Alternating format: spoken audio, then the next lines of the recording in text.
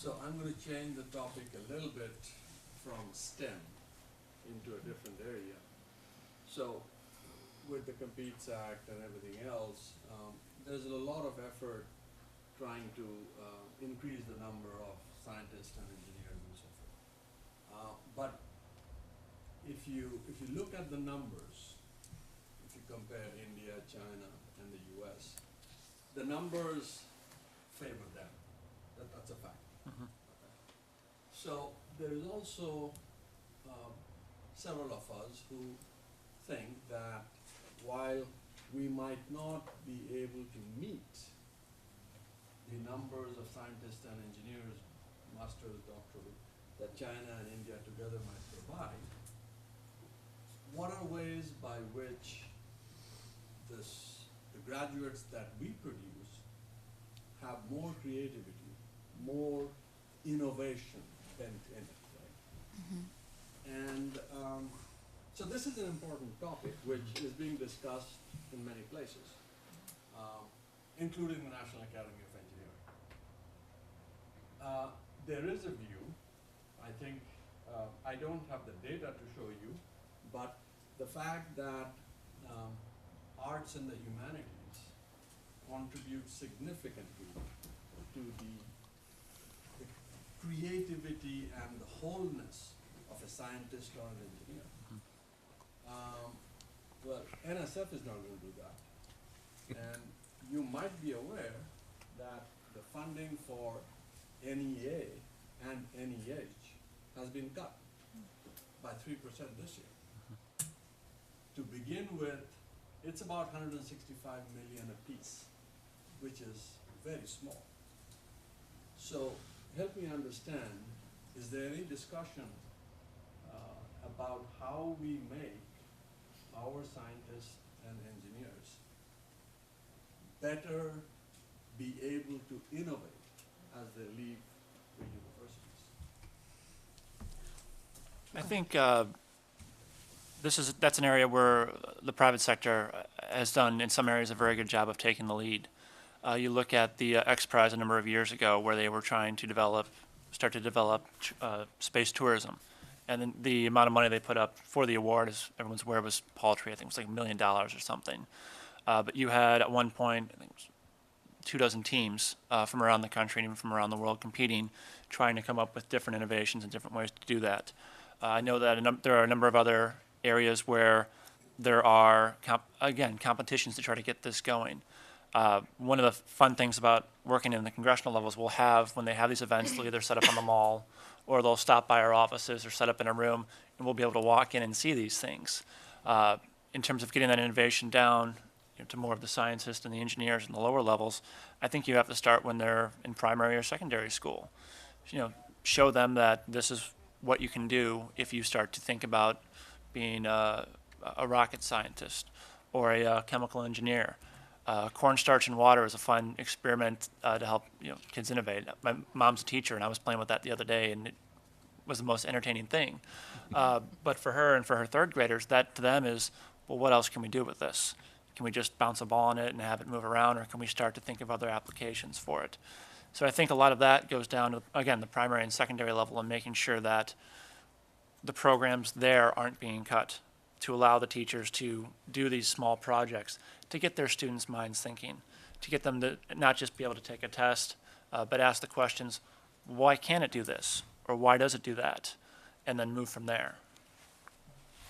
I think that humanities are very important, and it was brought up in the report as well that it's important to have the skills to work with other cultures, with other people just in the United States. And I think that something that universities could do themselves would be to offer more dual degree programs where their students can get their engineering degree or their biology degree or what have you, but they can also take other classes in anthropology or in another language, and then that could really help them in their global work and things like that, I would say.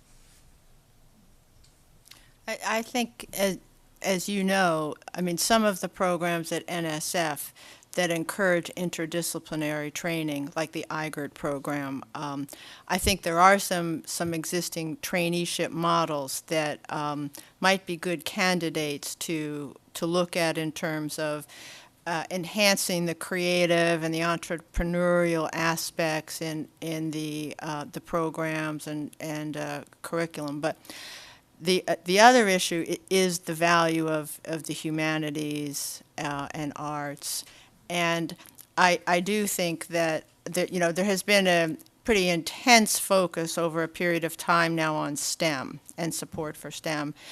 And to some degree, that has been sort of a disadvantage for arts and humanities. It's sort of out of the limelight. And when we look at certain programs, for example, the Javits Fellowship Program at the Department of Education, this is the only federal fellowship program that supports graduate students in the arts and humanities. It is currently funded at $9.6 million a year. They make about 60 awards a year. It's incredibly competitive. And so that right there is a program, I mean, that's a program that I'm personally very worried about, that I think not only needs to be maintained, but support for it needs to be enhanced.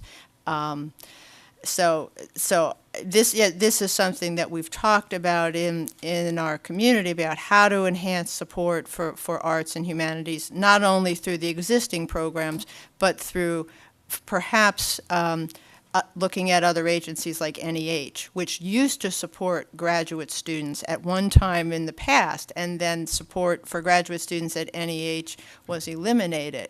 So one of the other possibilities is to, and I think actually the current chairman of NEH, Jim Leach, who was a former congressman from Iowa, he is supportive of the arts and the humanities, and he understands the value of them. But if this can translate into actually more appropriations for that agency is something that would have to be worked on. With apologies, I'm going to note that I failed to give you a 5-minute warning. I was listening and not paying attention to time. So I'm going to cut us off here by asking Bob and Deb to step forward and offer a token of appreciation from the Illinois Association of Graduate Schools to our panelists for their participation. And to members of the audience, I'll invite you to join me in thanking them.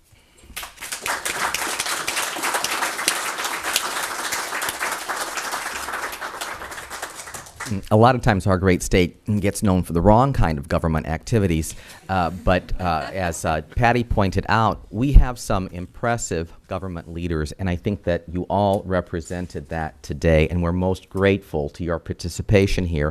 We also learned that there are other Illinois government leaders that we need to be working with, and Patty identified many of those, and many of you are constituents of those individuals. And I'm hoping that with our conversations today, we'll increase our resolve to communicate with our government leaders to ensure that they hear the voice of graduate education with all of the competing voices that they hear when they're trying to consider what's on their plate, that we have a role to play. And I hope that all of us who are members of IAGS will band together with increased resolve to communicate the needs of the graduate community. In honor of your participation, the Illinois Association of Graduate Schools would like to present to you these plaques of recognition as a token of our appreciation and as a reminder that we need you and care about you and I'll continue to keep calling you. And so maybe I'll change my name so your secretaries would automatically go, oh, she's not here. So please, Deb. Thank you. Thank you.